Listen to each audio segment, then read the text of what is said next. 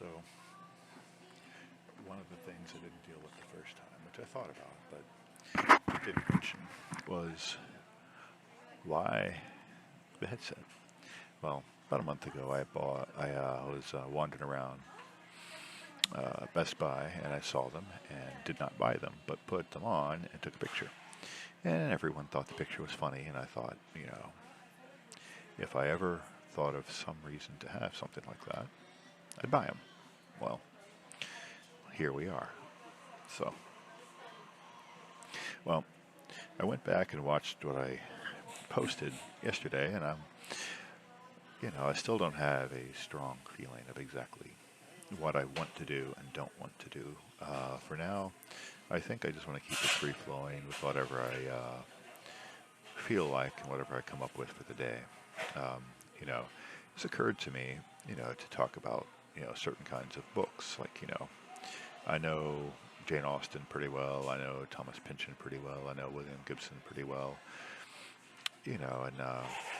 Of course, as I said yesterday with the post-structuralism, I know a lot of post-structuralism, including, of course, Thomas Pynchon. As I said yesterday, The Crying Lot 49 was a book that we read in my freshman year at the University of New Orleans, and it sort of gave me a taste for that kind of fiction, but it was clearly not the same thing as Gravity's Rainbow, which I tried to read and failed at that time. The first time I read Gravity's Rainbow, I definitely had to have the companion. Since that time, I've read it, I don't know, 6, 7 times in its entirety, I believe. But yeah, and I wrote on the Crying Out 49 for my master's thesis, which, that was an interesting kind of moment because it wasn't really what I wanted to do. But I wanted to work on Gravity's Rainbow, but there wasn't anybody in the department, particularly not 3 people, who were willing at that time to read Gravity's Rainbow, and there wasn't anybody who was what you might call an expert on that field. So I compromised and did the Crying Out 49 instead, which the thesis I ended up writing was an interesting, strange little thing, but not great. Oddly enough, though, a friend of mine, Keith, decided that the struggle that I went through in putting it together and everything would make an interesting little movie. And so he went to Seattle, and while I was back in North Carolina doing whatever it was I was doing, he was in California, not California, well, he was in California, but ultimately in Seattle. And in Seattle, he started a directors group little thingy, and he entered a short film festival, and he had to make a film for this, and he chose to make a film of my master's thesis. So, kind of. It's called Danpen Teki Shishiki, which, if I understand correctly, is Japanese and means fragments of a mind, or something to that effect. It's an odd little movie. The main character in it is kind of a weird amalgamation of me and a young Japanese American that Keith made up. So he's got some characteristics of me. He's working on a thesis on Thomas Pynchon. He has some of my characteristics, and I do a voiceover in the movie because he brought it back to North Carolina for production work for post. And a friend of his in North Carolina helped do the production, and so I did the voiceover and helped score it. And although the actual guy with experience did the majority of the actual, what you might call, editing, I was there and helped with the editing. So, yeah. I've got a copy of it on VHS, and I've been meaning forever to get it transferred to some, more contemporary medium. I just have not done it. So I need to get on the ball and do that because, I don't think it's great necessarily, but I think that it is an interesting moment.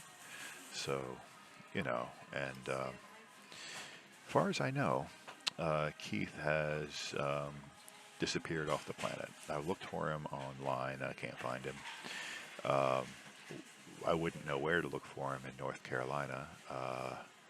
I was at his house once or twice, but I have absolutely no idea where it was. And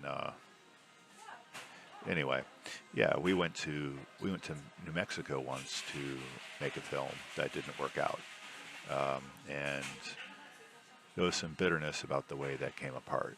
Um, but the truth of the matter is, it was too small of a budget. He was running on, what a shoestring would generously call a shoestring, and given that, it just there was just no way. I mean, he flew in two actors from uh, Belgium to come in and work to act in this thing, and I was supposed to work on the script, but I was given very little guidance and no clear sense of direction of what I was actually intending to accomplish. He was also very interested in some of the working strategies that Mike Lee used to make his movies, where he worked with the actors without a script. Okay, well, that's all fine and good when you have resources and you have some kind of structure and you have some kind of idea.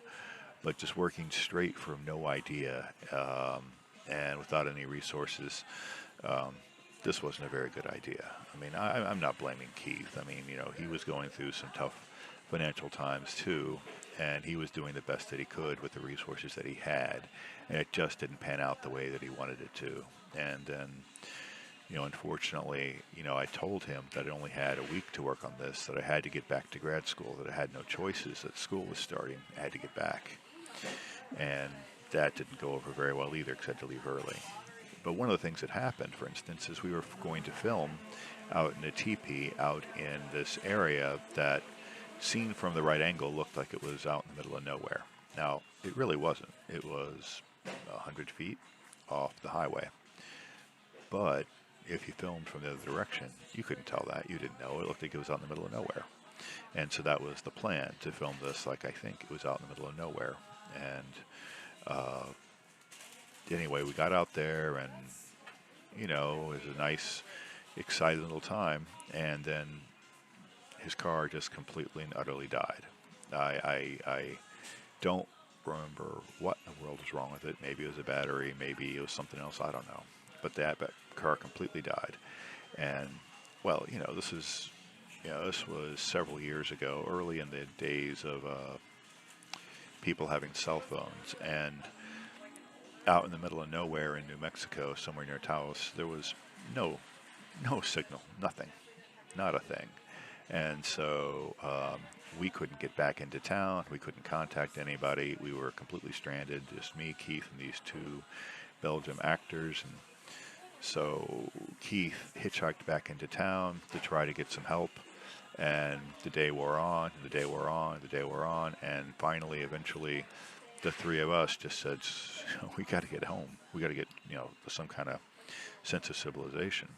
So we did the same thing Keith did, hitchhiked back into town, and got back into Taos, and Keith was there, and he was frustrated, and he did eventually go back and get his vehicle, and I don't remember what was wrong with it, but he got his vehicle, and then he eventually had to give me a ride to Santa Fe so I could get my stuff from a storage facility where I left it so I could go home.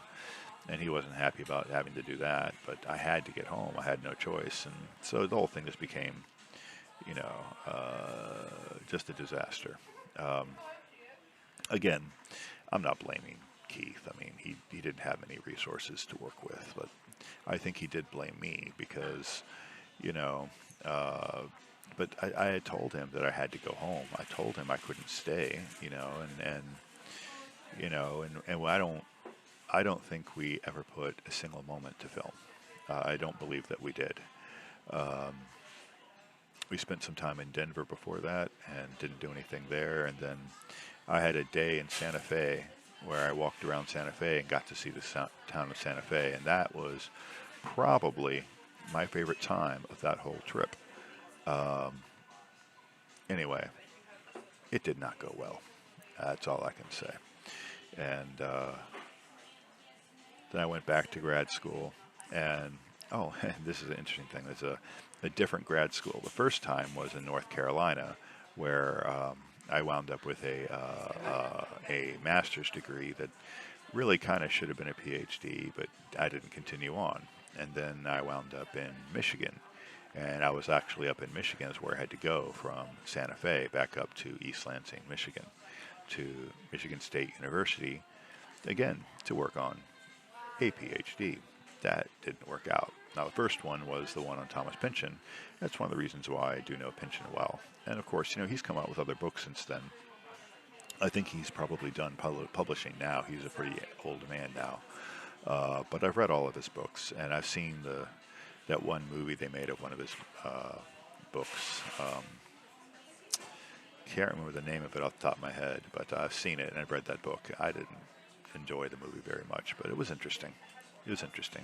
I really kind of need to see it again. And then up in Michigan, I was working on Jane Austen, which is where I learned a bunch about Jane Austen and 18th century literature. So, but how interesting is 18th century literature to people these days? I don't know.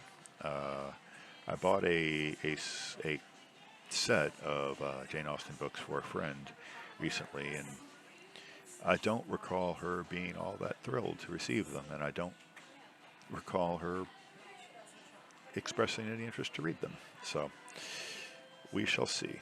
We shall see. So if you have any thoughts or comments on what I should do, shouldn't do, what I should continue doing, what I should stop doing, etc., let me know. If you like it, don't like it, whatever, let me know, and talk to you later.